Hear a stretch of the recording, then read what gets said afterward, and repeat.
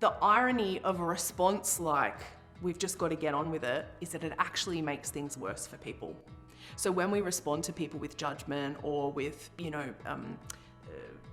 viciousness or kind of are too firm with them and don't kind of hold them gently, compassionately and with care, human beings don't respond well to that. So what's the big deal? Why can't people just get on with it? It's not an uncommon response, and I have empathy for that. Sounds easier said than done, and it could be coming, while well-intentioned, it can come off as just not caring or understanding that person. So when you think about my story, my history, my experiences of life, it's going to be very different to somebody who is of a different culture, a different gender, who identifies differently, and that's normal.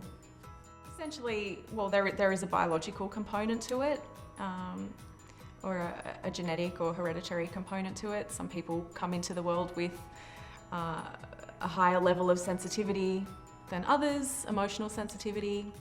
And I think it can be really frustrating to watch someone struggle. Watching someone struggle feels really horrible. And I think, we'll do anything we can to avoid that. What is it that makes us feel like we have to deal with things perfectly? Are we not allowed to struggle? Are we not allowed to have responses to really hard life challenges, or even to discrimination and oppression and societal structures that just are not built for us?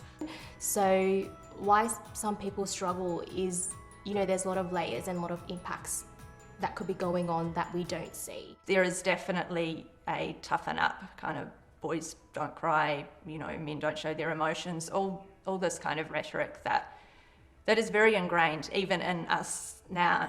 And it's interesting when you start to explore a person's experience of others sharing their mental health challenges or their well-being, a lot comes up that they didn't realise was there. And so sometimes it's just not having that self-awareness or self-reflective practice, which you have to learn. A lot of us aren't just born with that gift of self-reflection.